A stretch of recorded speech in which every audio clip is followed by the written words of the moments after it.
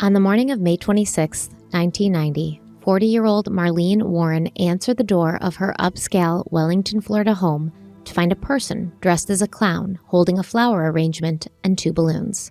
As Marlene reached out for the gifts, the clown shot her in the face, leaving Marlene gasping for air on the floor as the clown calmly walked back to a white Chrysler LeBaron and drove away. While Marlene was rushed to the hospital in critical condition, a massive manhunt for the clown began. And as the investigation unfolded, it was revealed that Marlene had expressed fears that her husband, Michael Warren, was going to kill her. However, the police would soon find out Michael couldn't be the killer. He'd been with a friend when Marlene was shot. But as the investigation continued, disturbing information about Michael's possible connections to the murder began to surface.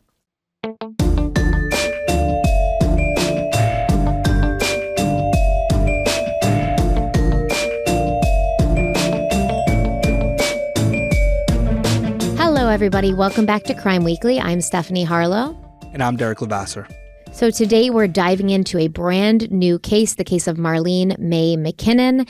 And it's kind of a crazy one, and we're going to get into it. But before we do, is there anything you want to say? Anything you want to do?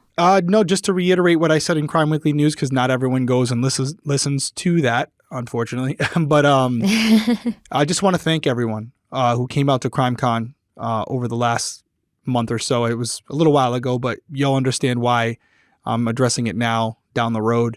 But overall, it was just a great experience. Every year it gets better and better. And the opportunity to meet with so many of you in person and hear your takes on how we're covering cases, what cases we're covering, and how they've impacted you and helped you in certain ways in your own lives, it really does drive home the point of why we do this and why it's so special, because we're very lucky to be in a position where we have a platform where people come every week to listen or watch the information that we're putting out, and we don't take it for granted. We had a line from the Friday that we started all the way to the Sunday that we packed up, and we wouldn't have been able to do it without our team, Bella, Sam, and Shannon, and also just your patience. We wanted to spend time with each and every person that came through the line, so we didn't want to rush it. We didn't just take a photo. We were having conversations, some really good ones, actually. And from meeting all of you to the Clue Awards, to just the whole experience, Nashville is amazing. We're just really fortunate to be in the position we're in, and we wouldn't be in this position without you. So thank you to everybody who attended. If we got to meet you one-on-one during a VIP event, you can go over to crimeweeklypodcast.com.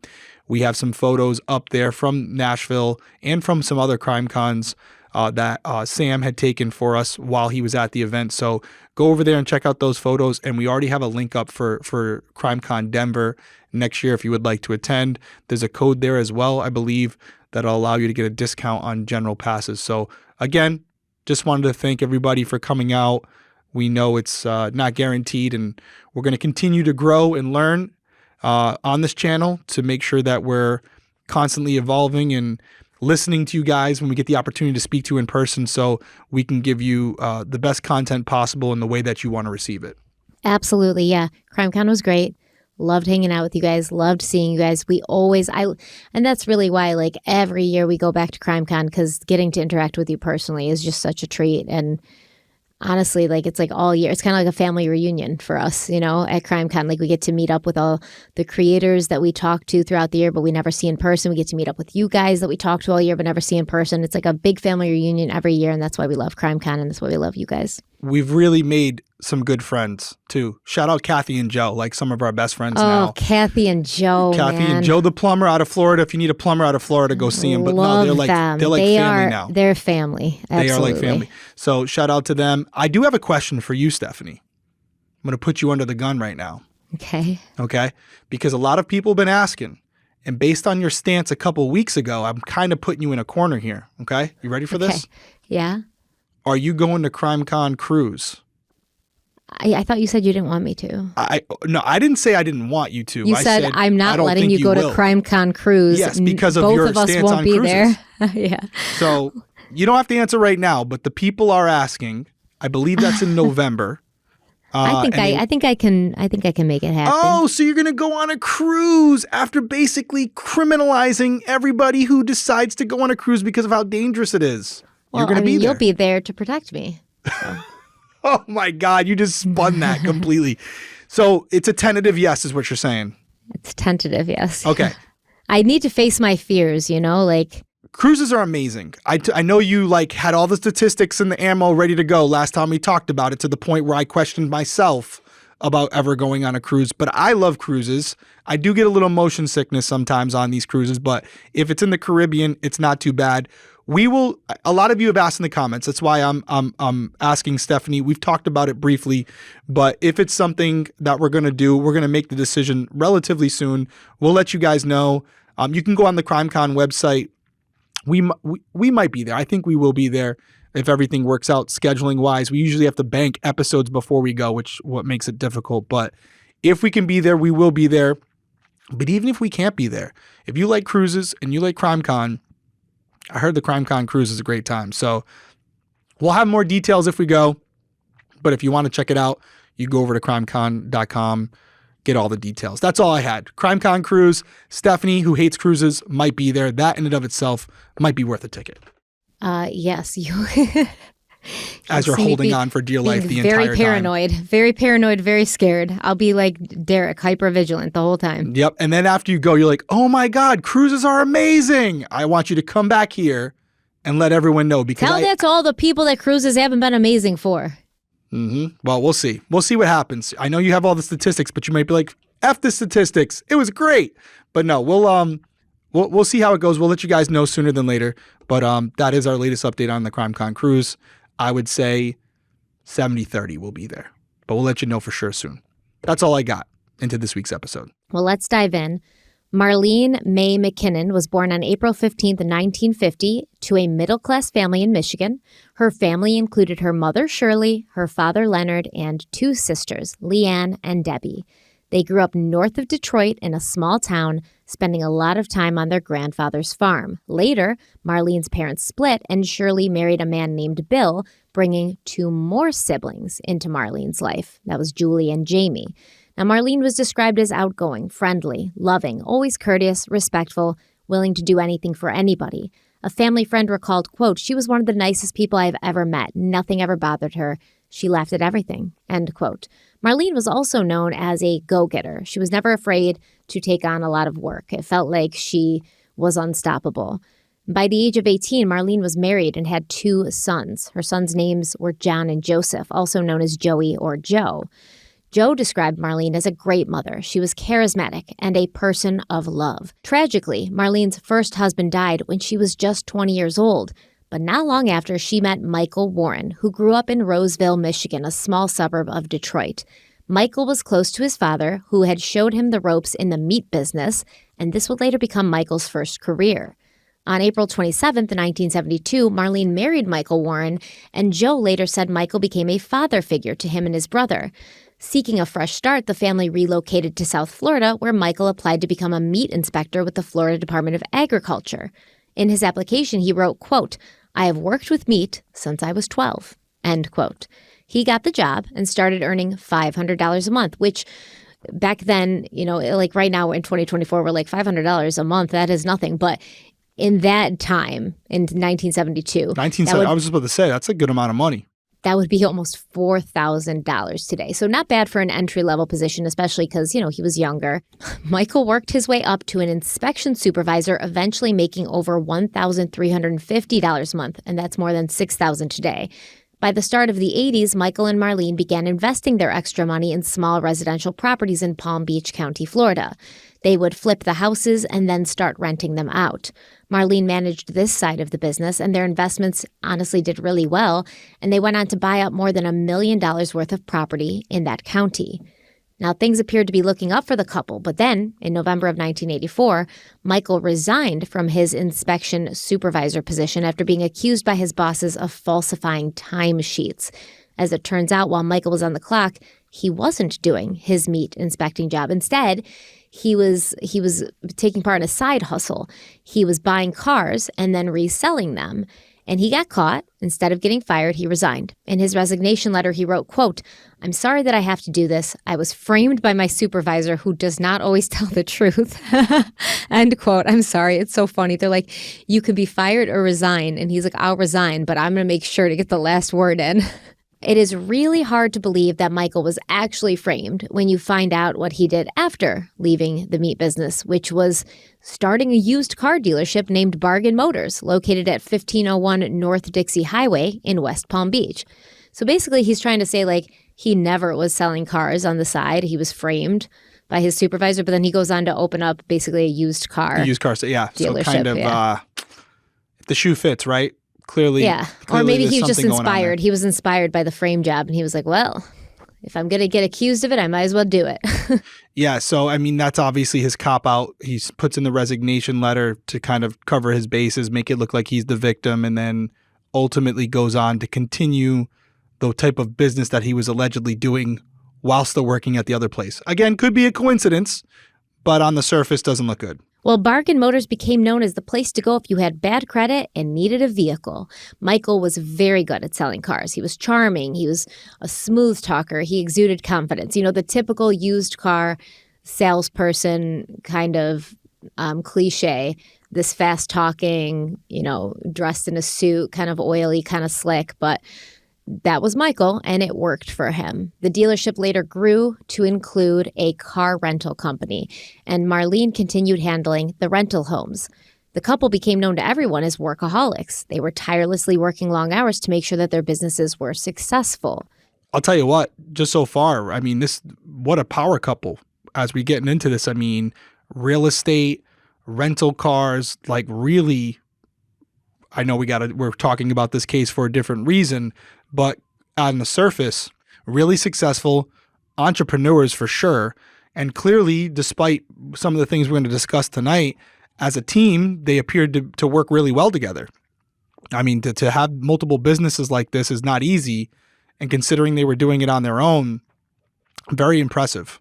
Yeah, I mean, absolutely. If that's exactly the way it went and everybody was kind of, you know, being an equal partner and helping to build the company, then yeah, it kind of seems like they were at least very good business partners. Yes, so on the surface, they definitely appeared to be successful, but as we know, the definition of success is subjective and means different things to different people. And you don't always see from the outside what's really happening. Right, of course. Yeah, you only see the successes, right? You don't necessarily see the inner workings and what's going on behind closed doors. Yeah, and I mean, honestly, Michael made a lot of money with his dealership and car rental company. However, that success came at a cost and with a lot of law breaking. Shortly after starting Bargain Motors, Michael faced charges for tampering with the car's odometer. So if anybody doesn't know, the odometer shows how much mileage the car has on it. If you've seen the movie Matilda, which who hasn't? It's an amazing movie. Matilda's father, who's played by Danny DeVito, is a used car salesperson, and he will do this. He finds a way to rewind the odometer so it makes it look like the car has less miles on it than it actually does. And this is not only unethical, but obviously very illegal. So he ended up pleading guilty, and he was sentenced to 19 months probation. To shield the dealership and car rental company, they were transferred to Marlene's name, though Michael kept running both operations. He didn't learn anything from his probation, and he continued breaking the law whenever he could. And a side note real quick, shout out to Tenley for being in the Matilda play recently. I posted on Instagram. Killed it. They all did great. Matilda, the person who played Matilda was unbelievable. But yeah, great movie. If you haven't seen it, you got to go check it out. And there's the book too, obviously, right? Yeah, it's a great movie. I love it. I love that movie. I'm that person. No, yeah, real quick, the odometer thing's a big deal. The odometer thing's a really big issue. It sounds like, you know, it's a victimless crime, but can cause a lot of safety issues. It can cause a lot of safety issues where the vehicle is obviously a lot more worn down than it appears to be. So some unsuspecting person buys that vehicle thinking it's safe, when in reality there are multiple parts that are due for, you know, an upgrade or replacement. And so they're able to charge a higher price for a vehicle that's not worth that amount of money. That's just on the surface, just the monetary element of it, where you're paying for more for a car than it's actually worth. But the underlying issue is the safety element, where mileage is what we determine what needs to be fixed and when it needs to be updated or re-inspected to ensure that the vehicle is still safe to drive. So by altering the odometer, which was easier to do on older vehicles, it's not as easy to do today because everything's based on computers, but still possible, by the way. It still can be done. It could cause some major issues, especially if you buy the vehicle and you're going to be driving your family around. So yeah, to turn a quick buck and to make a little extra profit Michael was risking the safety of his customers, which is obviously a huge deal and extremely unethical. Not only illegal. It's just so sad, too, because imagine, like, maybe you got a single mother who's got kids and she's got to get to work. She's scraping against everything some money. She has to get a car so that she can make a better life and get to work and start, making more money for her family. And then within 2 months, it breaks down and she doesn't have the money to fix it. It's like, it's real disgusting to do to somebody. No, it's a scam for sure. And it does give you a little bit of insight into Michael, because here's a situation where he's deliberately doing something that he knows is wrong. And that everything that I'm saying right now, he knows the risks that he's posing to the people that are buying these vehicles, not only scamming them out of money, and yet he's willing to do it to turn a profit. So it does give you a little bit of insight to who Michael is as a person, which may be foreshadowing what we're going to talk about as we go throughout this episode. But yeah, it's our first little bit of a curtain being drawn back to see how Michael operates, how he rationalizes things, and what's important to him. And at least at this point, he appears to be very motivated by money, which is not always a bad thing. But if you're willing to go to this extent to make it, then obviously it's an issue. We're going to take a quick break. We'll be right back. Stay with us. When it comes to sleep, both quantity and quality are important, and I get both of those things on my Helix Sleep mattress. I've had my Helix Sleep mattress for so many years now. Everybody in my house has a Helix Sleep mattress, and we all love them. The Helix lineup offers 20 unique mattresses, including their award-winning Luxe and Ultra Premium Elite collections. They also have Helix Plus, which is a mattress designed for big and tall sleepers, and they even have Helix Kids mattresses, which are designed for growing bodies and endorsed by child sleep experts. So how will you know which Helix mattress works best for you and your body? All you have to do is take the Helix Sleep Quiz, just like I did, just like Derek did, and you'll find your perfect mattress in under 2 minutes. And your perfect personalized mattress is going to be shipped straight to your door free of charge. Helix knows there's no better way to test out a new mattress than by sleeping on it in your own home.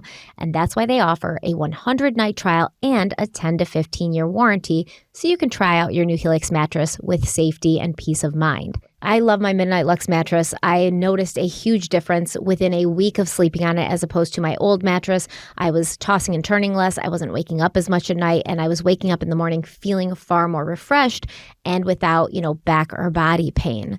And not only is this the best mattress I've ever had, but the setup was super fast and easy. Helix mattresses are delivered in a box straight to your door for free. You just open up the box, it kind of unfurls, you set it up. It's very, very easy. So there's a really good sale going on a Helix mattress right now. If you're in the market for a new mattress, you're definitely going to want to take advantage of it, and Derek's going to tell you how. That's right. Helix is offering up to 30% off all mattress orders and 2 free pillows for our listeners and viewers.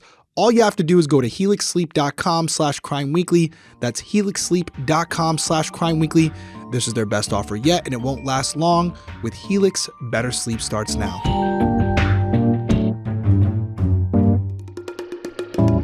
Okay, we're back. So the Warrens' business ventures continued being very lucrative. And in the mid to late 1980s, they moved to a home in the 15,000 block of Takeoff Place in Wellington, Florida, just outside of West Palm Beach. And their home was located in a very upscale neighborhood called Aero Club. But this was more than your typical rich area. This was a private aeronautical community with its own airstrip and taxiways leading to each home. And this allowed residents to enjoy the luxury of flying right to their doorstep. Now, most of the homes, including the Warrens, even had airplane hangars. Although the couple worked hard and were able to live in a beautiful house, their marriage was very troubled. Friends of the Warrens later revealed that Michael treated Marlene horribly, and issues had existed between them for quite some time. And I think we alluded to that. Like, just because everything looks bright and shiny on the outside doesn't mean that there isn't, rough waters underneath. And you don't ever really know what's going on in somebody's life. No, not at all. And also, I would even add that sometimes in these most successful family businesses, there's a lot of sacrifices that are made. I'm not even talking from a criminal nature, but there's usually a trade-off. When you work this hard, when you dedicate this much to your business, something has to give. And it's just a sad reality we live in. You can't be in 2 places at once. So when you're out there earning money, building your business, what is being neglected and what issues are arising because of your willingness to do whatever it takes to be successful? Or what issues are arising that you don't even have the time to address because your goal has consumed you. Right. Absolutely. And there could be issues that, yeah, everything looks good on the surface, but that doesn't mean the dynamic within the household is good as well.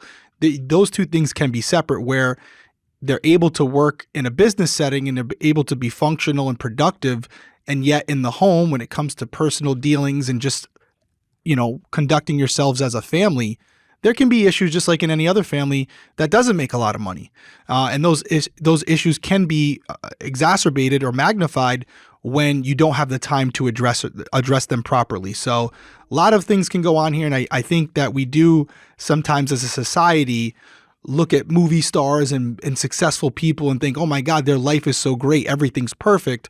And then we find out down the road that that's not necessarily the case. So again, this is a more exaggerated situation here where we're talking about a murder that's going to occur, but it can happen on a low scale or a large scale like this. I agree. And 1988 was a particularly bad year for the couple.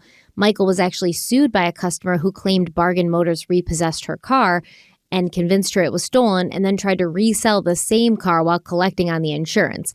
Just like shady stuff going on here. Of course, Michael denied the allegation, but the lawsuit was allowed to continue on. The case hadn't gone to trial by the time of Marlene's murder, however, as you'll find out in an upcoming episode. Michael would later be found guilty of other similar crimes, making this allegation totally believable. Unfortunately for the Warrens, the troubles didn't end there. Tragically, Marlene's 22-year-old son, John, passed away on September 23rd, 1988 in a car accident. Oh, this is awful. I can't even imagine. John was driving a 1983 Datsun westbound on Fairgrounds Road when he failed to stop at the Sandsbury Way intersection. He struck a woman's 1985 Oldsmobile, which was northbound on Sandsbury, and John died at the scene while the other driver was taken to the Palm West Hospital where she was treated and released.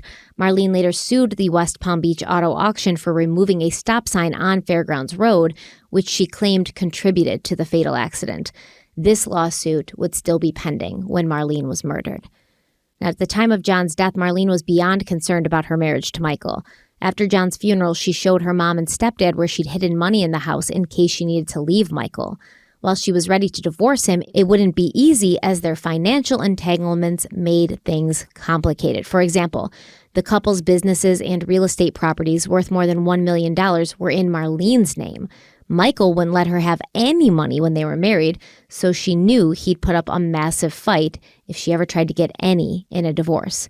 Despite these complications, Marlene was desperate to leave, and her son Joe later recalled, quote, "I remember her asking, what would we do? Where would we go if we left here?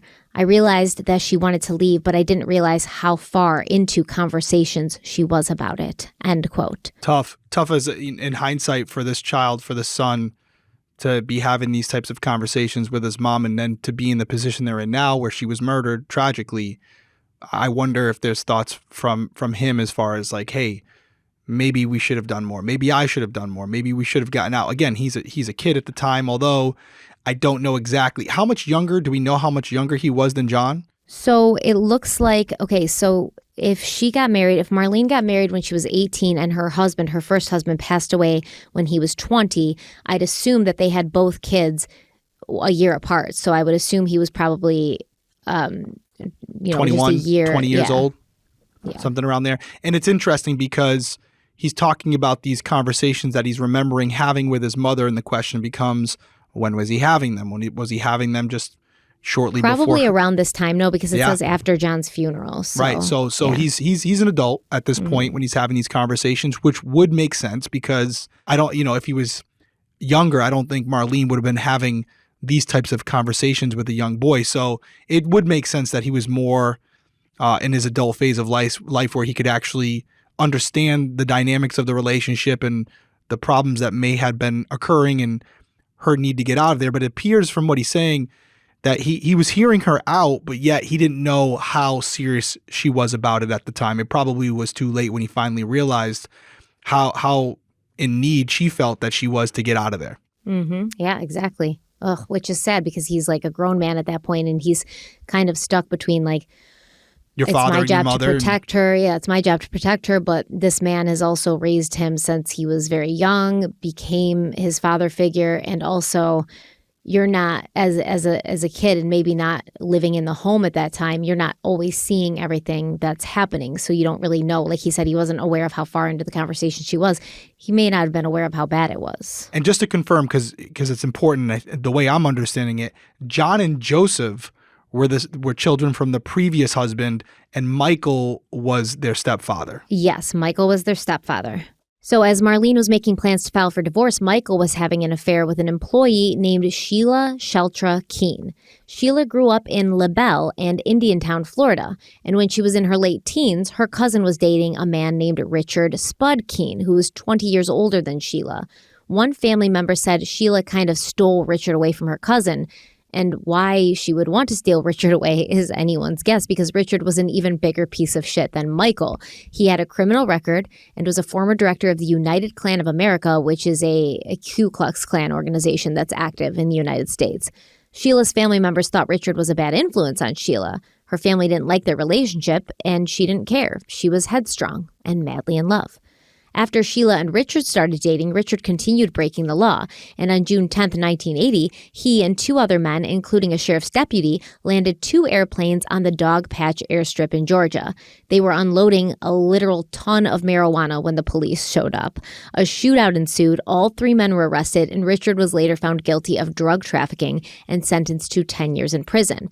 Now, Sheila stood by her man and moved to Georgia to be close to the prison where Richard served his time. To support herself, Sheila sold watches and other merchandise at flea markets throughout the state. Luckily for her, Richard did not end up serving his full sentence, and he was released on parole in 1983. So really, 3 years? 3 out of 10 years? What? Like, why even bother sentencing people to anything? Like, why don't you just say, you're sentenced to prison, don't know how long, could be anywhere from 1 day to 10 years. We'll let you out when we feel like it.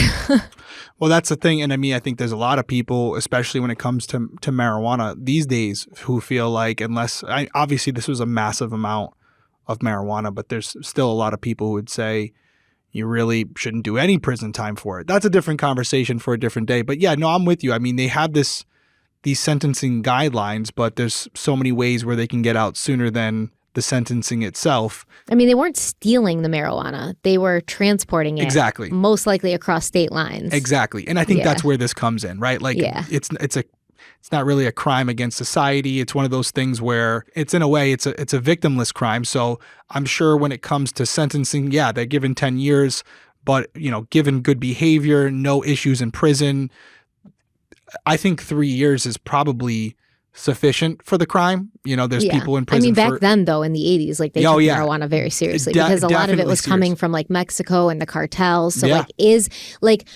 was marijuana, we could say now is a victimless crime. Like, we grow it here. There's legit farms. But, like, back then, was it a victimless crime because the cartels were killing people left and right in order to grow and protect and transport this stuff? It is interesting to think that this was, 1983 that he got parole. Mm-hmm.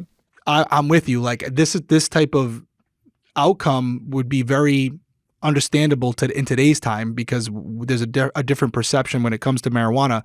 But yeah, to your point, this is definitely ahead of its time, where it appears that whoever was in charge of the parole board and hearing this out had a futuristic perspective on marijuana and maybe looked at the circumstances and said, hey, like you just said, they were transporting it. They weren't necessarily growing it.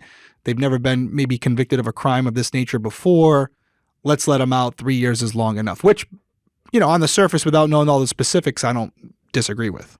Yeah, definitely. I mean, his behavior in jail must have been very good. So, yeah. So this dude gets paroled, right? Richard, he's out after only 3 years, and the lovebirds, Sheila and Richard, they stayed together. And a year later, Sheila had her only documented brush with the law after she stole $78 worth of merchandise in Palm Beach County.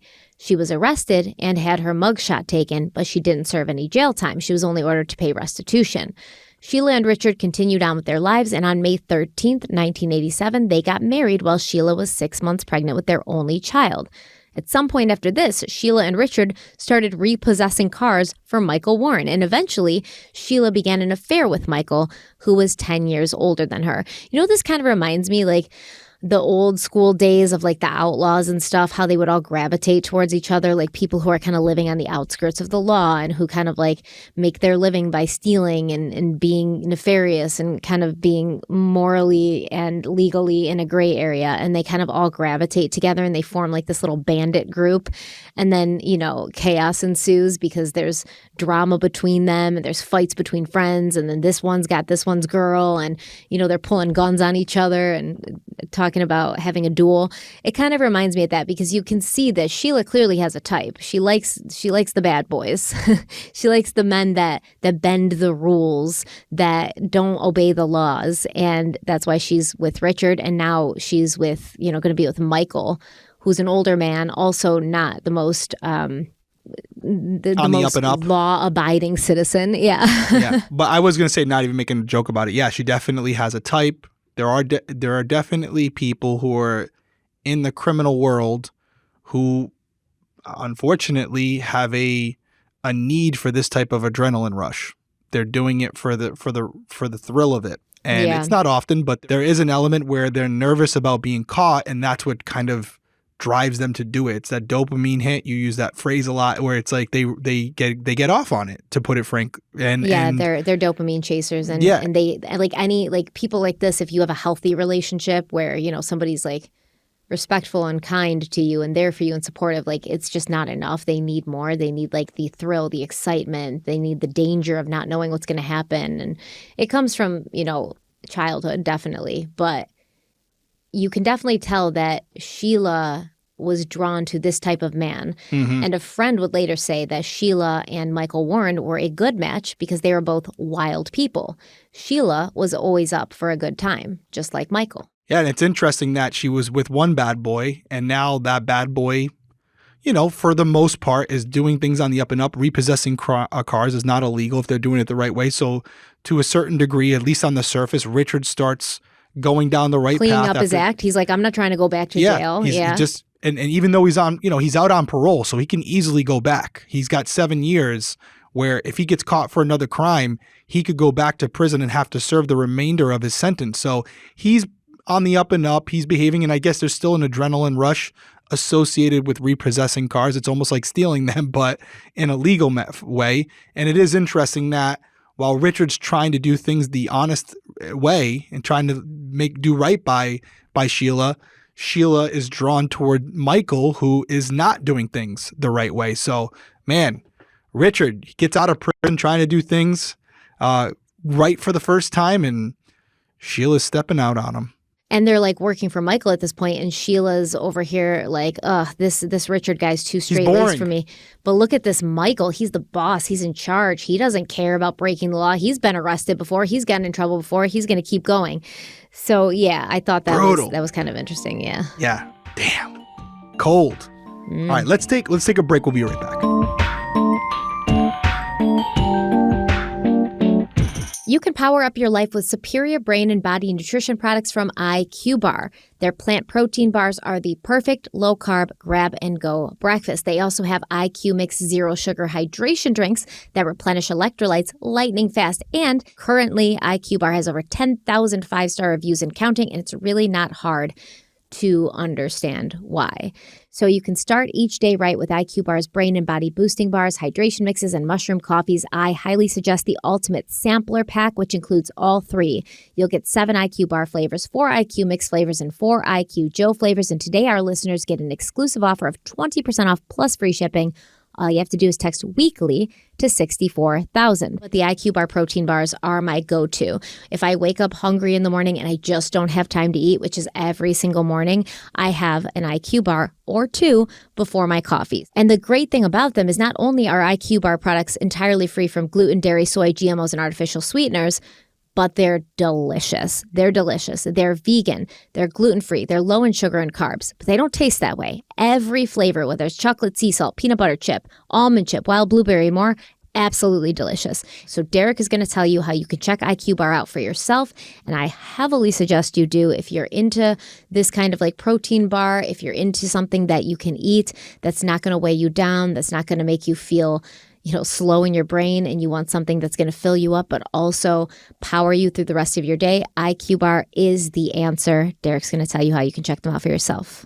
Yeah, I was crushing almond butter chip IQ bars at CrimeCon. We didn't really have a chance to eat. I had a couple in my backpack and they got me through the day. So refuel smarter with IQ Bar's Ultimate Sampler Pack. That's 7 IQ bars, 4 IQ Mix Sticks, and 4 IQ Joe Sticks. And now our special podcast listeners and viewers get 20% off all IQ Bar products, plus get free shipping. To get your 20% off, just text weekly to 64,000. So go get your discount. That's weekly to 64,000. One more time, weekly to 64,000. Message and data rates may apply. See terms for details.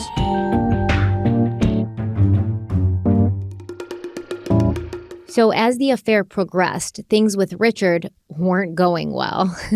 Obviously. You think? Yeah. And in January of 1990, Sheila filed a petition for an injunction against domestic violence, complaining that Richard had grabbed her arm, ripped her bracelets off, pulled her hair, and threatened her. She wrote, quote, "Richard pulled tight around my neck and said he would kill me if I tried to take our son. He pushed me out of the car and left me in Indiantown without a car, money, or anything," end quote. Now, after filing this injunction, Sheila left Richard and her son and moved into an apartment at 4759 Sable Pine Circle in West Palm Beach, which, by the way, Michael paid for. It wasn't long before Marlene found out about the love affair, and it wasn't like it was hard to discover. Sheila and Michael didn't hide anything, and everyone at Bargain Motors knew what was going on. By the spring of 1990, Marlene was telling multiple people that she was scared her husband Michael was going to kill her. She said that she knew if Michael found out she was filing for divorce, he would not be happy. The divorce would cost him everything. His businesses, his fancy home, his money. She told her parents, quote, "If anything happens to me, Mike did it," end quote. And she further told her stepsister, quote, "If anything happens to me, get Joe out," end quote. Another case. It's like we went from Julie Jensen to Marlene. Yeah, it really shows you, though, that there is fear there. Like, because most times people don't want to talk about the problems in their relationship because they're like, well, if we make up, if things go well, I don't want my parents, my family to like judge him based on, and even then, like if somebody's been physically abusive to you, or if somebody's like hurting you, or if just the marriage isn't a good one, you should not feel compelled to protect your significant other. The thing is, like, if you feel embarrassed or like you don't want to tell your family or friends something about your significant other, then it's probably a sign that it's not a good thing happening. Yeah. I also think there's something to be said for, because I saw some of the comments for Julie Jensen where Julie Jensen kind of saw what ended up happening coming. I mean, she wrote a letter about it.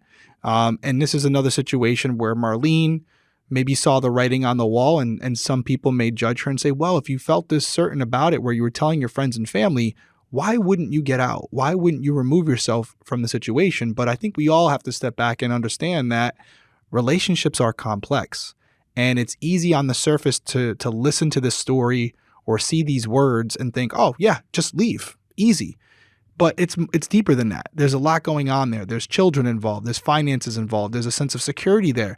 And there's also the element of understanding who this person was at some point, where there were many years where things were good.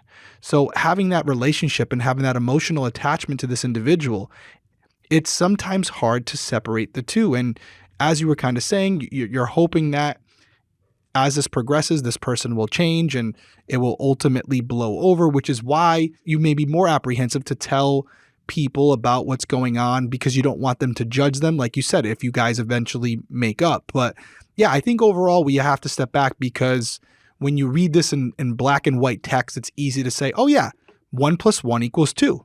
But there's a lot more going on there. It's a lot more complex than that. And we have to consider that. Yes, Marlene might have saw some things and maybe been concerned about them.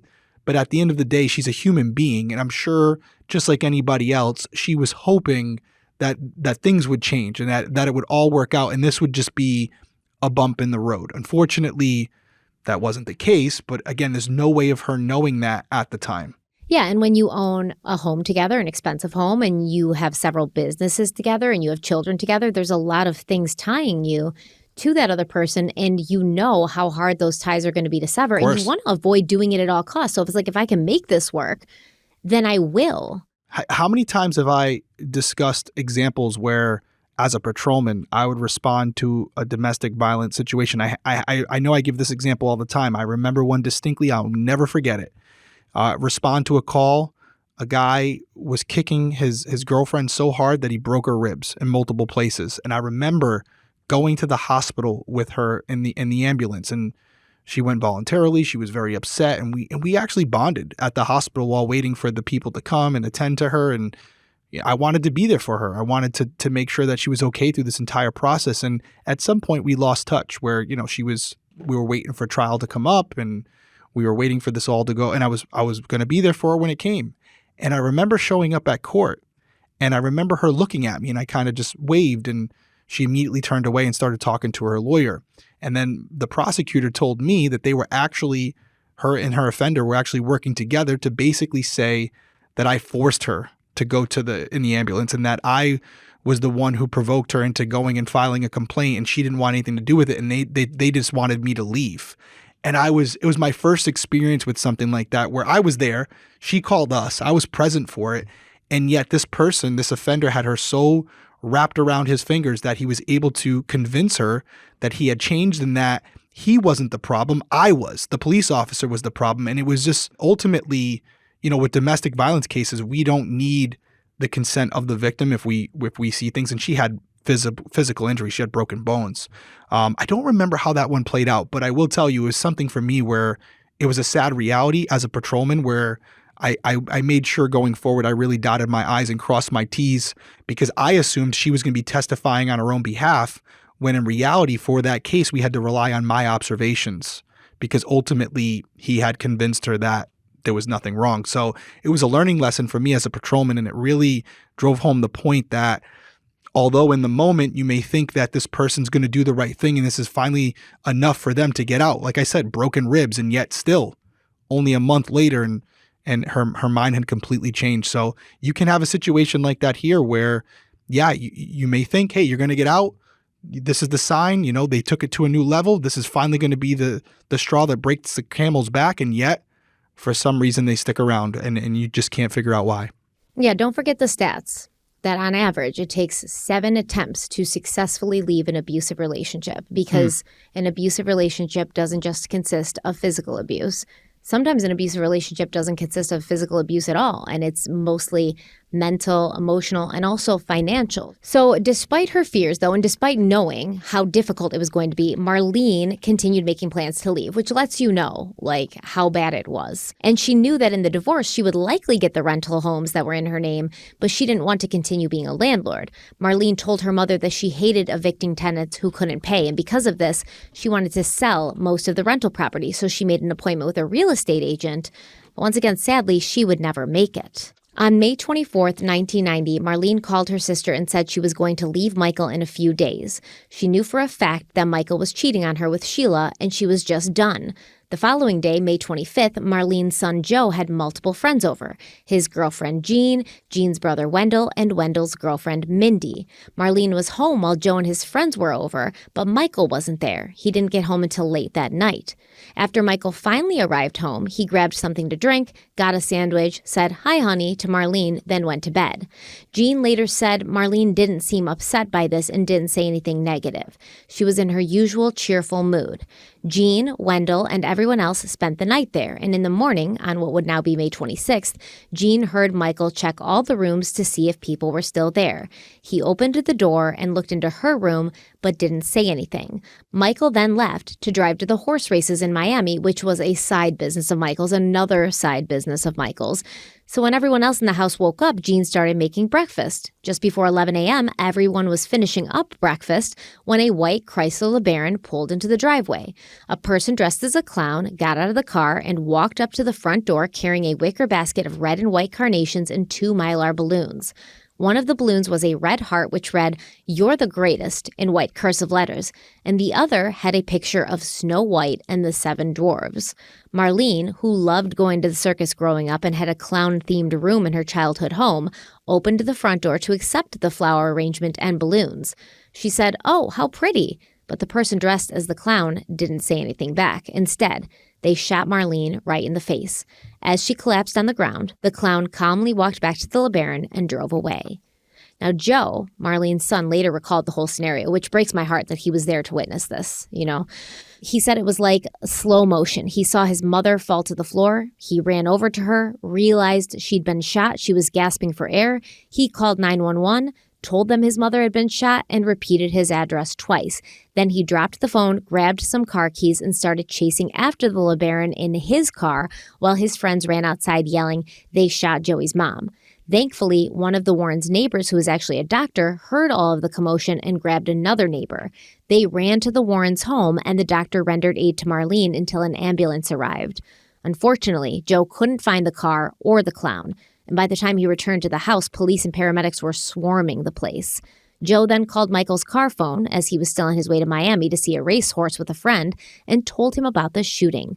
Michael turned around and headed to the hospital where Marlene was transported in critical condition. Sadly, at 11:25 a.m., Marlene was pronounced brain dead by hospital staff. Then she was kept on life support while her mother and stepfather traveled from Las Vegas to be with her. Marlene's parents later said they were completely shocked by the news that Marlene had been shot, and they didn't know anyone who would want to hurt their daughter. Her stepdad said, quote, "Marlene was a good person, and it's just a shame that somebody took her away from us. Nobody deserves that," end quote. Okay, so just to recap here, because you just covered a lot in a very short period of time, and I just want to make sure we got it all right. The night before, Joe has some friends over, including his girlfriend. Michael at that point was out. Allegedly, he's cheating on Marlene with Sheila at that point. However, he does get home later that evening, says hi to Marlene, and apparently, according to witnesses, Marlene's fine with it. No big deal, no big fight, nothing that happens that night. They all go to bed, and then they wake up the next day, and Michael heads off to this horse race, and you said Miami? Miami, yes. Miami, and then obviously the friends, including Joe, they're still at the house. Mm-hmm. So now we get to this clown. Very odd situation here, but obviously just on the surface, this is definitely a premeditated attack. This is a contract hit. This is, that's how it looks on the surface here. I don't know anything more than you guys. And I feel like somebody who knows Marlene enough to know that she's like into clowns, because if you showed up in my house as dressed as a clown with balloons, I would not be opening the door. Right. So there's something here where this individual who conducted this hit had some background information on Marlene. They knew she was going to be home. They shot her in the face. They wanted to kill her. That was the intent.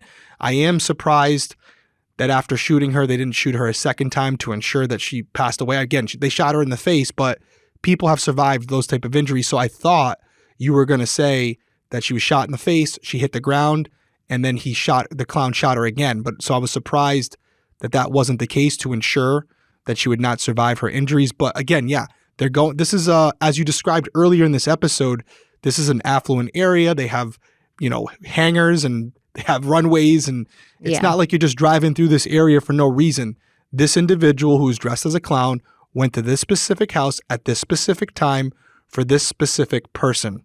And so on the surface, without hearing about this case ever before, this clearly appears to be some type of contract hit. And yet we have a situation where your first thought it's going to be, oh, Michael must have shot her. Well, from what we know, Michael's on his way to Miami, and when Joe calls Michael, it does appear that he is in fact in his car on his way to Miami. Does it mean he's completely not connected to this crime? Absolutely not. But it does appear that he physically could not have been the person dressed up as a clown, which is very interesting. And I definitely want to talk about it more. We have more to cover. Let's take a quick break and we'll continue on. So Derek and I talk all the time about how safety is important. Safety is important when you're out in the world, and safety is also important when you're at home. And SimpliSafe is the home security system that you can use and trust. SimpliSafe is advanced home security that puts you first. And honestly, I love the fact that SimpliSafe is super easy to set up, super easy to use, and it's pretty plug one and done, and you don't have to do a ton of work. And the peace of mind that it gives you, knowing that your house is secured, knowing that you have cameras watching things for you when you can't, is truly priceless, honestly. SimpliSafe has been named in U.S. News & World Report's best home security system for 5 years running, and they've been ranked the best customer service in home security by Newsweek. SimpliSafe offers advanced home security and 24/7 monitoring that is accessible to everyone with low upfront costs and monitoring plans for less than $1 a day. I also want everyone to know that you can try SimpliSafe out yourself risk-free with a 60-day satisfaction guarantee or your money back. So there's really nothing at all to lose here. And there's everything to gain. And Derek's going to tell you how you can check SimpliSafe out for yourself. That's right. By partnering with SimpliSafe, I've finally gotten real peace of mind. And I want you to have that too. So get an exclusive 20% off any new SimpliSafe system when you sign up for Fast Protect monitoring. Just visit simplisafe.com/crimeweekly. That's simplisafe.com/crimeweekly. There's no safe like SimpliSafe.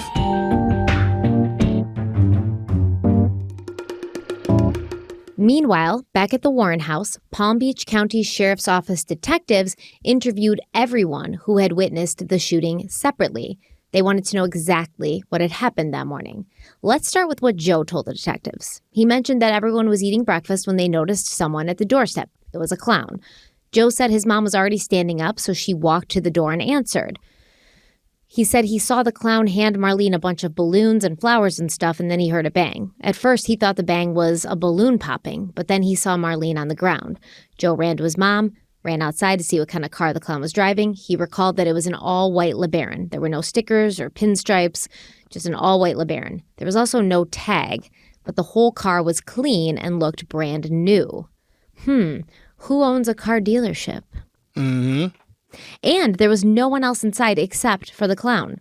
Joe said that after he realized his mom had been shot, he ran to her purse, grabbed her keys, hopped in her car, and tried to catch the clown, but it was gone. Yeah, that's really interesting, and you kind of hinted to something there. I don't know if it's going to be connected or not, but yeah, like I was just saying before the break, when you have this attack occurring in plain sight in the middle of the day, there has to be precautions that are taken by the offender so that they can conduct this type of crime and still potentially get away with it. So what are we looking at here? Well, first off, as you mentioned, the clown, Marlene liked clowns, but the clown costume serves two purposes.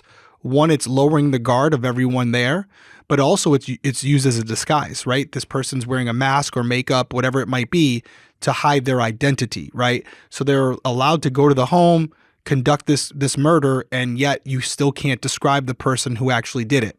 As far as the vehicle, as you said, very clean. No distinguishing marks like damage to the fenders or paint scrapes bumper or stickers, something and it that said would no make it, tag, no registration plates, right? So nothing that would make it identifiable, right? And they're going there. They probably took the plates off before they got there. So this is a clean car that they probably procured specifically for this crime so that they can do it. And then I have a suspicion that either this vehicle was never found or that when it was found, it was destroyed, and if it wasn't found, it was probably destroyed. That's probably why it wasn't found. But yes, there was precautions taken there. The balloons themselves, again, to lower the guard of the victim, but also to serve as a distraction, right? As they're handing the balloons over, the victim is distracted by the balloons. They're probably blocking Marlene's face. That's when he's able to pull out the gun and shoot her. Maybe she didn't even see it coming. So all things that are a little in detail, but would allow this person to conduct this crime in a reasonable amount of time without being caught. I will say this, risky, very risky, because without knowing all the details, I have to assume that this offender knew there were going to be other individuals in the household if they had previous information, maybe a heads up like, hey, Marlene will be there, but there may be some other people. Now, maybe this individual didn't know that Joe was going to have company over. That could make me lean one way or the other because obviously Michael would have been aware of that. Although you did mention that Michael went around to the other rooms to see who was there before leaving. So was that some counterintelligence and maybe he didn't notice there were other people there? I don't know. Or maybe he was just keeping count. But either way, this is still a risky move by the offender because if Joe is able to act more quickly, he might beat this individual before they get back to the car. And at that point, it's over. The offender is going to have to kill everyone at that point. And maybe that was a risk they were willing to take. Maybe that was instructions that were given. But you do run the risk of killing Marlene, but then getting into an altercation with someone else that's still at the home. So again, really risky move here. And it appears that this person had complete disregard for not only Marlene, but everyone else in the home, because there was a potential that he was going to have to kill multiple people to get out of there without being discovered. Yeah, and that's probably why he didn't shoot her again, because he wanted to be in and out really He had to get out there quick. Because maybe he knew there was other people. And I always wondered, like, what would have happened if somebody else had answered the door? He would have had to have spoken and asked for Marlene. So then somebody would have heard his voice. So did this person just get lucky that Marlene answered the door? Yeah. That's what I'm saying. Really risky, right? Like if you're going to kill someone, there are better ways where you want to try to make sure they're going to be alone, maybe out of the household. So the fact that this was done on her at her front door in broad daylight while there was people there, yeah. Yeah, it's risky, but it does show the sense of urgency by the offender or the person who hired the offender. They wanted this done now. And then you have to ask yourself why. Yeah, well, the detective asked Joe to describe the clown, and Joe said he believed the clown was a man due to it being tall and having big hands. He described the clown as long and tall, around 6'1", with orange hair that was bald on top with hair on the sides. He said the clown was wearing a gray jumpsuit with white gloves and black army lace-up style boots, and he thought the clown was wearing a clown face mask, not makeup. He recalled the mask as having a big orange smile and a red nose. Joe said he couldn't see the clown's real skin tone, their hair, or anything else. All he could see were dark brown eyes. Before the interview was over, Joe was asked if there was anyone who would want to hurt Marlene and or Michael, his stepfather, and he said no. He was then asked about how well Michael and Marlene got along, and he answered, quote, "They're all right." When asked if they ever fought, Joe said, quote, "No, just arguments, not arguments, but discussions. They'd never raise their voice or anything," end quote. So there's another thing, and I'm glad you brought it up, and I'm glad the detective asked the question because I know where some of you are going. You're saying Michael, Michael, Michael, right? But we've spent most of this episode talking about Michael and some of his other illegal business activities. And you think about all the people that he has wronged over the years and put, as I mentioned earlier, families in jeopardy by doing these things with the cars and these other activities that he was involved in. So I don't think it's a stretch to say that he's probably made some enemies over that time. And so we don't want to automatically assume that the target of this attack was Marlene, although it does look that way. We also have to consider the fact that maybe Michael was the target of this attack, and maybe this was a message being sent. Maybe this clown went there for Michael, but when his wife answered the door, they called an audible and decided to take her out to send a message to Michael that they clearly were not happy with him. Yeah. The dude, he gained a line of enemies, I'm sure. He definitely had some enemies. So would there be someone out there who would want to retaliate? I don't think that's a stretch. So before we go down that one path of saying, oh, yep, Michael killed Marlene or hired someone to do it, we also have to consider the fact that maybe this was a response to something Michael had done to someone else, which is also where my head is at right now, where we're looking at a situation where I think one way or the other, Michael is probably involved somehow. The question is he a victim or an offender himself? And that the jury's still out on that one at this point. Yeah, we don't even know how much he was involved because he wasn't even in Miami yet, right? That's correct. He allegedly was on the road in his car. How far he was from the home. Again, technology is a lot different then. Mm-hmm. So all these questions are running through my mind right now. So next, Joe's girlfriend, Jean, told detectives everything she could remember. She said that right before the shooting, she just finished cooking breakfast for everybody. They all sat down in the living room and they were eating when the white car pulled up and a clown got out. She said the clown tried to ring the doorbell, but it didn't work, so the clown then knocked. Marlene answered the door while everyone else stayed in the living room, and the clown handed Marlene the flowers and balloons, and then they heard 2 pops. Jean watched as Marlene fell to the floor. They thought that she had fainted, so they all rushed to her, but then they saw blood. Jean looked at the clown and saw it casually and calmly walk back to the car before driving off, never saying a single word. Jean mentioned that once Joe realized what was going on, he searched for a gun he knew his parents had in their room, but when he couldn't find it, he took a hidden one from his own room. Damn. They got guns all over the place. Yeah. He's like, I'll go for the gun in my parents' room. Not there. I'll get the hidden one out of my room. Yeah, the backup gun. So after that, she and Joe left in Marlene's car to look for the clown and the car, but they didn't find either. Yeah. And again, you're saying it right there, right? Like the clown had the opportunity to take everyone out right there when they all came to Marlene's defense. And instead, it was a simple shot, one shot to Marlene, and just a casual walk back to the car, which also suggests that this person's a professional, right? Either that or there's something very wrong with them. Or they did what they came to do. Yeah, they came with it was pretty simple for them. Hey, I have a job to do. I'm going to do it. I'm out of here, which could suggest again that this is a contract hit. Yeah, because it's like I didn't get paid to kill all these people. I got paid to kill one person. Why would I do extra work? Right. I'm going to do what I'm here to do, and I'm going to be out. And again, the question becomes, is this someone who is contracted on behalf of someone who was wronged by Michael, or was this person hired by Michael himself? I'm sure everyone out there is considering both options at this point. Well, Jean was also asked to describe the clown, and she said she believed, just like Joe, that the clown was a man because it, quote, didn't have breasts, end quote. She said, quote, he was flat, he was real tall, around 6 foot, 6'2", end quote. She described the clown as wearing white gloves, orange hair, and a bright colored outfit.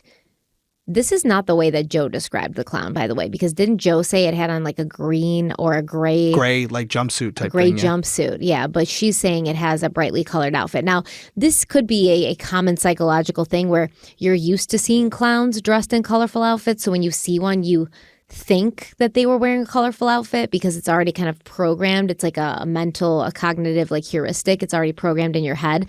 So it doesn't necessarily mean anything crazy like that they didn't kind of remember the same description of the clown, because for the most part, the basic description like height, hair color, stuff like that all seem to match. Yeah, absolutely. And this is what we always talk about in these investigations, where you can have 5 witnesses who are all within 3 feet of the crime, and yet they'll all have a different description of what occurred and a different account of what transpired. And it's not malicious. It's not intentional. It's what their perception is of the situation, and not all witnesses are created equal. So that's why it's so important to get as many witness statements as you can and to try to find the common denominator within those statements, because if you rely just on one statement, you could be building a house on a faulty foundation. So witness statement is extremely important, and this is a classic example of how all people involved could have good intentions and yet still be wrong. Yeah, and I mean, for the most part, Jean did describe the car very similarly. She said the car looked brand new. It was a 2-door compact white top LeBaron with no tags on the back. When the detective asked her if there was anything unusual about the car, Jean explained that she wasn't sure. She said, quote, it was a quick look. I didn't see it good, end quote. The detective asked if there were pinstripes, and Jean answered, quote, I'm blind without my glasses, end quote. Same girl, same. Jean then got upset and told the detective that no one would want to hurt Marlene. She said, quote, she's the greatest person in the world. She's never harmed anybody. She's so sweet, end quote. Yeah, I mean, that's what we're dealing with right here, right? Like, they can't think of anyone who would want to hurt this woman, and yet here we are in the situation, and it definitely appears that this was a planned, targeted attack. Yeah, and outside of like what you said, where maybe they were there for Michael, and then she was the one that answered the door, so they shot her as send a message. I couldn't really think of anybody that Marlene would have enemies for. It wasn't like she was doing these shady business procedures like her husband was. For the most part, everybody that the police talked to said they loved her and she was great, when nobody really was saying that about Michael. So it's either someone who wants her dead, which at this point would be Michael, or someone who wanted Michael dead, which at that point could be anybody in Florida. Yeah, and we did describe earlier how they were considered or viewed as a successful partnership in all of their business dealings. So could she have been connected to Michael in a way where they felt like, hey, you're both responsible for this? I will say, when we're thinking about counterintelligence, or when we're thinking about the premeditation part of this, where if we're to believe that this individual was a contract killer, a hitman, if you will, they would have conducted some type of intelligence before carrying out this incident. And that, I would imagine, that would involve knowing the address, knowing what vehicles they had, and knowing what Michael drove specifically, if he was the target, where this killer would have known, hey, Michael drives this vehicle. If he's home, that vehicle will more than likely be in the driveway or be in the garage. So if we're to believe that Michael was the target of this hit and Marlene was just collateral damage, yeah, it doesn't make a lot of sense, and it would contradict the theory that we have right now, which is that this was a contract hit. This person appeared to be efficient and very pragmatic about their actions, and I don't think it was a mistake that Marlene was shot. And I would even go as far as saying it doesn't appear that Marlene was just a result of Michael not being home and just guilty by association and therefore a secondary hit in case Michael wasn't home. This killer would have known whether Michael was there or not. And if he wasn't there and he was the target. Yeah, if you're going to show up to contract kill someone, you probably want to make sure they weren't at a horse race in Miami. Yeah. That's right. Which would be easy enough to also figure out just by 100%. Asking around. Yeah. So my guess initially is that this killer was aware that Michael wasn't there and intentionally went there under those pretenses, knowing that Marlene was home. And it's still a situation where it could have been directed at Michael and this was a message sent to him. I just don't believe at this point that this was an accident. It's not like wrong place, wrong time kind of thing. It's like whoever was there knew that Michael wasn't there. So Marlene was the target. And whether she was the target because of Michael or like as in somebody hated him or because he wanted her dead, because think about it, he's got a band of, like lawbreakers surrounding him. He has people around him. Yeah, he's insulated. Yeah, the kind of business he's in, I'm sure he deals with people who are kind of willing to do whatever it takes for some money. So it doesn't even have to be Michael himself. He could have been in the car on the way to Miami with his friend. He could have been, completely not anywhere near the house, but it doesn't mean he didn't set it up or plan it. No, of course. Yeah, no, based on the MO that we have for this killer so far, it doesn't appear that they would take out the wrong person or they would just take out someone because they were present at the time when they carried it out. It does seem like this individual would know whether or not Michael was there. And if he was the target of this hit, that's who would have been killed in the first place. Let's take our final break. We'll be right back. Stitch Fix sends style so good you can feel it. They deliver all the confidence that comes from a truly amazing outfit without any of the work. With Stitch Fix, you get a stylist who understands your style, size, and budget. They do all the shopping for you. It is the easiest way to transform your wardrobe this season or any season. And my stylist with Stitch Fix helps take my wardrobe to the next level. She knows what works for me, sometimes even better than I do. And she helps me discover new things about my style. It's like my stylish best friend is shopping for me. And you get a huge confidence boost when you put on a really amazing outfit. That's what I get from Stitch Fix every single time. When I look good, I feel good, and it really shows. All I have to do is give my stylist my size, my style, and my budget preferences. And then I order boxes when I want to, and there's no subscription required. Then what happens is my stylist sends me 5 just for me pieces, plus outfit recommendations and pro styling tips. And that goes for like accessories, jewelry, and stuff with that. I need a lot of help with that. I keep what I love. I send back the rest. It's so easily. Plus my stylist sends personalized pieces and the fit is flawless. I don't know how she does it. It's like she's reading my mind. She just gets me. Stitch Fix makes this all so easy. I get outfits that make me look and feel really good, and I don't have to leave the house and shop.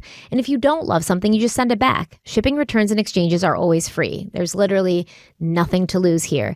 And Derek's going to tell you how you can check Stitch Fix out for yourself and get a great deal. That's right, style that makes you feel as good as you look. And now is the best time to get started at stitchfix.com/crimeweekly and get $100 off. That's $25 off your first 4 fixes for a limited time only. That's stitchfix.com/crimeweekly for $100 off. Once again, stitchfix.com/crimeweekly. You must redeem within 7 days of sign up. Offer does not include kid fixes. Have you ever wondered how much of your personal data is out there on the internet for everyone to see? Well, more than you think. Your name, contact info, social security number, and home address, even information about your family members, all being compiled by data brokers and openly sold online. Anyone on the web can get your private details, and this can lead to many bad things happening, including identity theft, phishing attempts, harassment, and unwanted spam calls. But now you can protect your privacy with Delete Me. Having your personal information on the internet is like giving strangers the key to your front door, but Delete Me can keep that door locked and your information safe. How would you like to wake up and discover your bank account has been emptied or get overdue notices for credit cards that you never applied for? Or worse, you don't realize how much of your information is available for scammers on the internet and how susceptible you and your family are to identity theft and fraud. But now you can easily get your data removed with Delete Me. And that's personally why I recommend using Delete Me. Delete Me finds and removes any personal information you don't want online and makes sure that it stays off. All you have to do is sign up and provide Delete Me with exactly what information you want deleted, and their experts take it from there. Delete Me sends you regular personalized privacy reports, keeping you up to date and showing you what info they found, where they found it, and what they removed. And Delete Me isn't just a one-time service. They're always working for you, constantly monitoring and removing the personal information you don't want on the internet. So yeah, I mean, I'm sure I've had issues, not huge issues, but I don't want any huge issues with identity theft and fraud and things like that. And that's why Delete Me is a must-have. And Derek's going to tell you how you can check it out for yourself. Yeah, I love Delete Me. I actually just got my privacy report today, and in addition to giving me all the updated information, they also submitted another round of opt-out requests on my behalf without me having to do anything. So I'm really enjoying it. I feel much safer on the internet, and we think you guys will love it as well. So take control of your data and keep your private life private by signing up for Delete Me now at a special discount for our listeners and viewers. Today, you can get 20% off your Delete Me plan when you go to joindeleteme.com/crime and use our promo code CRIME at checkout. The only way to get 20% off is to go to joindeleteme.com/crime and enter our promo code CRIME at checkout. Once again, that's joindeleteme.com/crime, code CRIME.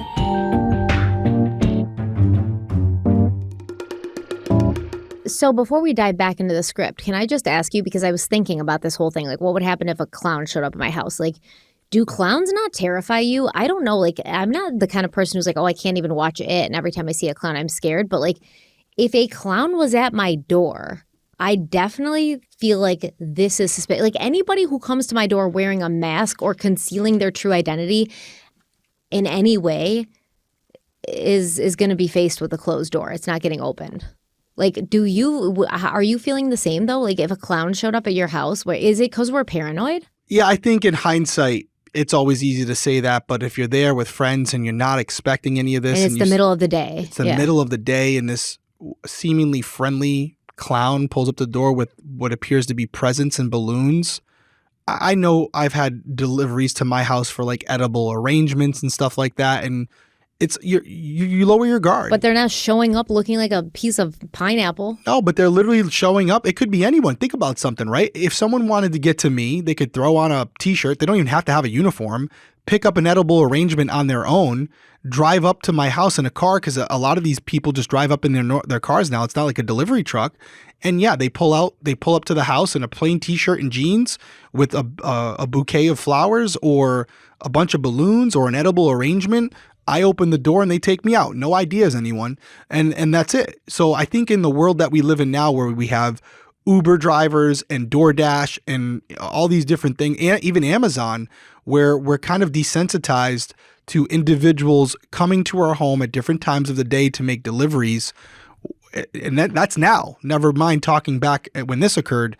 I do see a situation where it appears to be friendly enough. You open the door, unsuspecting, and yeah, they can get the drop on you. So it's easy in hindsight to say, no, I'm not opening the door. This is what, we're talking about 1990, well before you have like SimpliSafe or Ring or anything like that. So it's a situation where people are accustomed to greeting people in person, which does make you more susceptible to a crime like this. I just think in general, for me, like, anyone who's concealing their identity when they approach my door, you're not open. Probably doesn't have the best intentions. Like, I'm all set on the singing telegram. I don't want it. Keep your balloons. But yeah, I get it. She's got her kid there, her kid's friends. They're having breakfast. The house smells like bacon. It's sunny and bright outside. Everything seems to be normal. It's a weekend. You're not on your guard. You're in your own home, so you feel safe. You're not on your guard. Mm-hmm. Absolutely. And there's other people there.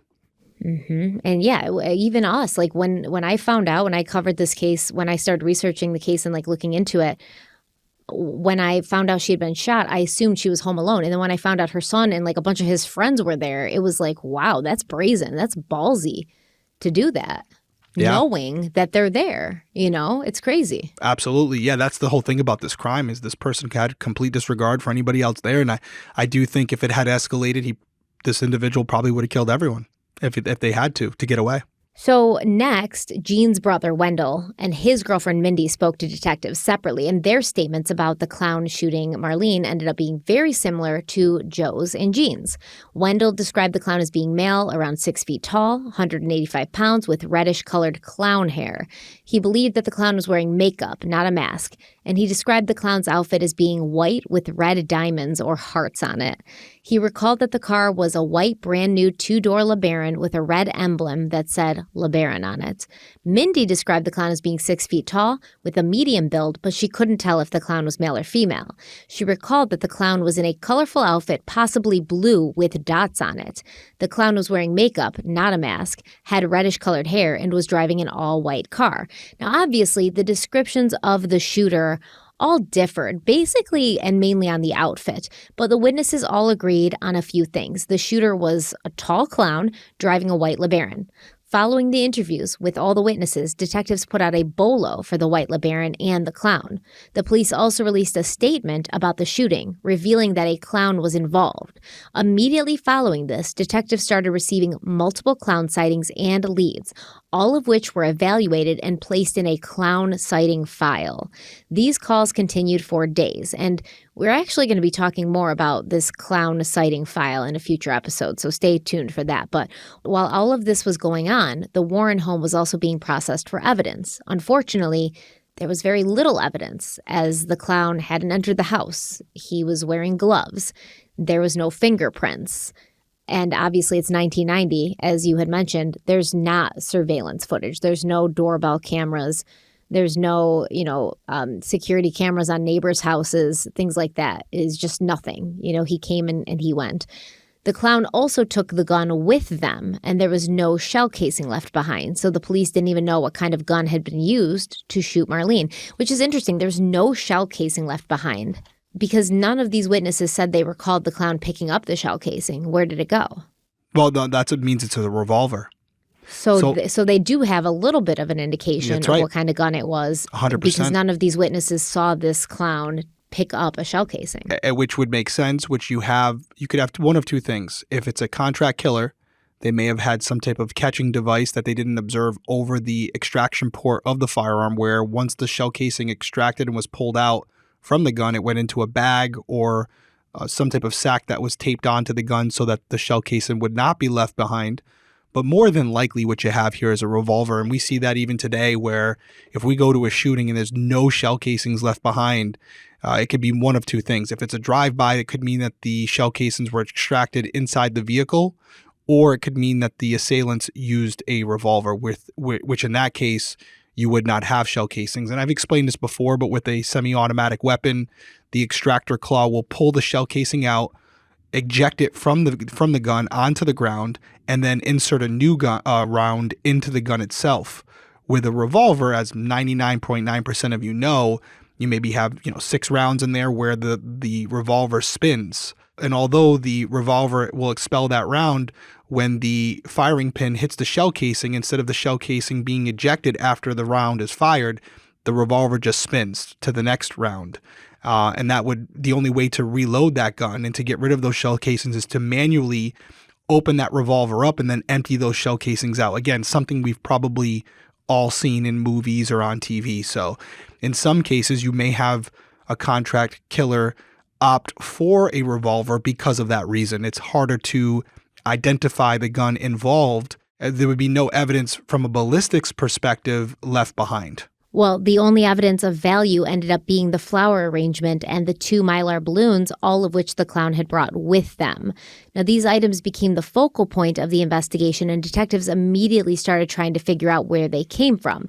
They also tried to determine where the clown costume could have been rented or purchased, and of course, detectives also wanted to figure out why Marlene was killed. So they started interviewing many people, including Marlene's husband, Michael, who they spoke to on the phone at first. Michael said he had no idea why any of this had taken place. He mentioned that he and Marlene owned a lot of rental property and evicted people all the time. He explained that Marlene handled all the business concerning the rental properties and he didn't have anything to do with it. He suggested that maybe one of their angry tenants was responsible for the shooting. Then he said he wanted to see Marlene in the emergency room and would talk to them later. Detectives later looked into the angry tenant lead, but surprise, surprise, there was nothing there. Not long after the first call with Michael, detectives spoke to him again, and he briefly talked about not understanding why any of this had taken place. He explained that when the shooting occurred, he was with a friend on his way to Miami. He didn't know what was going on until Joe called and told him that a white LeBaron was seen leaving the house. Michael told detectives that he didn't know anybody who owned a white LeBaron.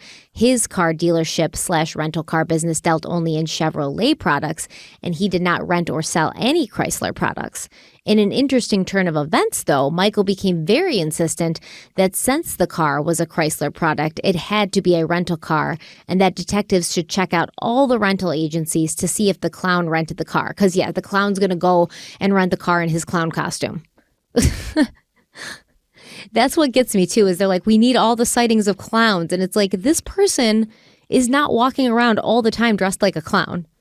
That was his disguise. I think, well, on the surface, you could be looking at a situation where law enforcement's trying to exhaust all resources here and examine all possible theories. So although it may lead them one direction, like this is a contract hit, they're probably also exploring the theory that this was a situation where this was a serial killer or just someone looking to carry out a crime in an affluent area for no specific reason. So maybe they're hoping they get lucky. And this criminal, which I've said before, they usually don't get caught unless they make a mistake. Maybe this person did make a mistake and they were wearing this costume at some other point, maybe a week or two prior where they were, doing a rehearsal or something. Again, it wouldn't make a lot of sense to us now, but these are how some of these crimes are solved, by the stupidity of the criminals themselves. So again, it's unlikely, but you never know where a lead is going to come from. So I understand at least checking it out and putting the bolo out there for this clown. Although the likelihood of it resulting in something positive is slim to none. So the interview ended when Michael appeared to be upset and stated that he could provide no further information to detectives. After this conversation, detectives set out to verify that Michael was indeed with a friend in the car at the time of the murder. One of his employees said that Michael left work at approximately 10:30 with a friend to go to the horse races. That friend also then told detectives that they were in the car when Michael received a call from Joe about the shooting. So it seemed like Michael was telling the truth about being on the way to Miami when Marlene was shot. But that did not mean that he wasn't involved in his wife's murder, which we've already kind of established. He could have gotten one of his cronies or just paid somebody money. He deals with people that are kind of living on the outskirts, the outlaws. This could have been done intentionally as an alibi. And by the way, you can't even 100% say that the friend isn't in on it. This person could have also been being used as an alibi and maybe lying to police. You don't know yet at this point. It would have been better to have an unbiased witness or someone else come forward saying they saw Michael or his vehicle. But at least at this point, this is what we have. And if you're to take this individual's statement at face value, yes, like you said, it doesn't mean Michael's not involved, but it means that he couldn't have been the person dressed up as the clown. Yes. Well, if this friend is telling a valid alibi. Yeah, exactly. So less than 90 minutes after verifying that Michael was in the car at the time Marlene was shot, police interviewed Michael again, and this time Michael was asked about his relationship with Marlene. He denied any marital problems and admitted that there were rumors about him having an affair with a 27-year-old employee by the name of Sheila, but he said the rumors weren't true.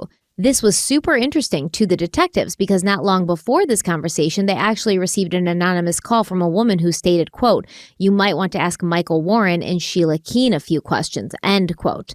While detectives were speaking to Michael, they asked for a contact number for Sheila. And when the conversation was over, they called Sheila. But instead of speaking to her, they got a hold of her estranged husband, Richard. Yikes. Yeah. Not the best case scenario for Sheila. Well, he agreed to come in for an interview the next day. And not long after that conversation ended, Sheila called detectives and said she'd come in the next day as well. While waiting to speak with Sheila and Richard, detectives interviewed multiple people who knew Michael.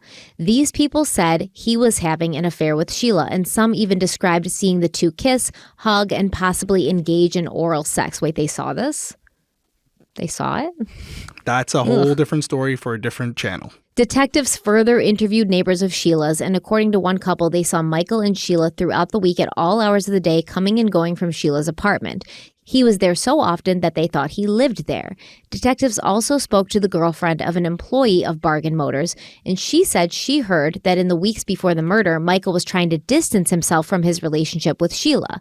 They stopped having long lunches together, and Michael seemed to be distancing himself from her, and she did not appear to like it. The employee's girlfriend mentioned that she never heard anything about Michael speaking negatively about Marlene or making any threats toward her. However, she did hear Michael state that he would never divorce Marlene because she would get half of everything.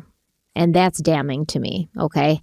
Like, yeah, that, for sure. I'd never divorce her because she'd get half of everything. That he didn't say I'd never kill her, right? Yeah, and I do find it interesting that Michael chose to lie to detectives about his relationship with Sheila here because... Right, because it's so, like, there's so much evidence and proof. So much evidence, and so you have to ask yourself why. It could be innocent. It might be just something where he's like, oh, I know how this is going to look. I'm not involved with my wife's murder at all, but if I say I'm having an affair, they're going to interpret that as a potential motive. But I will say, and we've seen it over many cases, the best option here, if you're being questioned in a crime like this, if you're not guilty of anything, is to tell the truth and be transparent. Because although it's not going to make you look good from an ethical and moral perspective, it does show a level of transparency and honesty that may benefit you down the road. Because if you're lying about something like this, it not only shows that you're being deceptive and maybe hiding up a potential motive, but it does bring into question your credibility in its entirety, where now detectives, every time they ask you a question that could make you look bad, you have proven to them that you're willing to be deceptive. And that's going to bring a lot of headaches to you going forward, where now everything you say is going to be put under a microscope by law enforcement. Because if you're willing to lie about an affair that's blatantly obvious to many people, the question becomes, what else are you willing to lie about? And why lie about that? Yeah, it doesn't make sense. Doesn't make sense. So detectives obviously now had a lot of questions for Michael, Sheila, and Richard. And we are going to talk about that next time. And it's going to get scandalous. Yeah, and I feel like Richard could end up being a big part of this. I don't know who was involved, but if anyone's willing to roll, especially if they weren't directly involved, it's going to be the scorned ex-husband, where Mike, he's pissed off at Michael because Michael was sleeping with his wife. And if Richard knew of anything, now would be the time to expose that. Not only to get back at Sheila, but also to get back at Michael. So I'm interested to see how, or even if Richard plays into this equation at all, but if there was something that was pre-planned and Richard got wind of it, he is going to be law enforcement's best source. But again, who knows if he knows anything at all. I'm really fascinated by this one because on the surface, it seems like this mystery is not going to be solved. I don't know if this is a solved case or not. I'm not going to look it up. I'm not going to find out, but I am interested to see where this one goes. So we have multiple parts here, and I'm ready to record part 2 right now, although it's getting kind of late, so we're not going to do that. But I would be willing to do it if you wanted to. So, just a thought, just to put it out there. Any final words from you before we wrap this one up? No, but I also want to dive right into part 2, kind of. All right, you're ready to tell me already? Yeah, I mean, well, there's still, I think, 2 more parts, so yeah, it's a lot, but we got a lot to go over. I'm looking forward to it. Way down in the comments below, we're kind of leaving you on a cliffhanger here. There's a couple options in play. Do you think Michael's involved? Do you not think he's involved? Do you think that Michael was the target of this hit and Marlene was just collateral damage? Or do you think that Marlene was the target of the hit, but because of something Michael did? Or do you think Michael's not connected to it at all? And there's just a completely different scenario going on here that we're not discussing like we should be at this point. Looking forward to hear your thoughts. Leave your comments down below and let us know what you think. We will be back next week with part number 2. Any final words from you, Stephanie Harlow?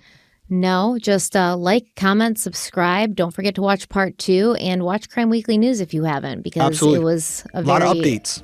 Yeah. A lot of updates for sure. We will be back next week. Everyone stay safe out there. Have a good night. Bye.